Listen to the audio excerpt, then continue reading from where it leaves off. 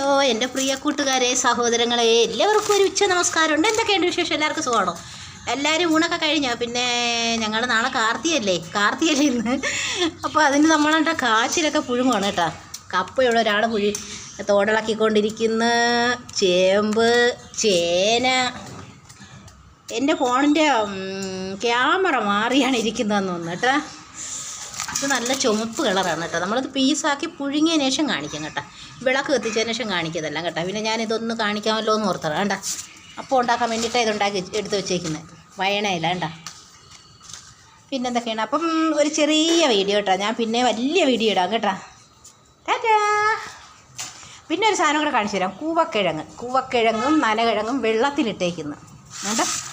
കൂവക്കിഴങ്ങ് ഇതിനെ വെള്ളത്തിലിട്ടിട്ട് നമ്മൾ ഇതിനിപ്പം ഇത് ഒന്ന് ഇളക്കണം. അവിടെ ഇതാണ് നനകിഴങ്ങ്. ചെറുതല്ല, ചെറുള്ളി എന്നാണ് പറയുന്നത്. ഇത് നനകിഴങ്ങ്. വെള്ളത്തിൽ ഇട്ടിട്ടേ കുറച്ച് ഒരെണ്ണം വലുതുണ്ടായിരുന്നു, അതിനെ മുറിച്ച് ഇതിൻ്റെ മണ്ണൊന്ന് പോകാൻ വേണ്ടിയിട്ടേ. ശരി സഹോദരങ്ങളെ, ടാറ്റാ.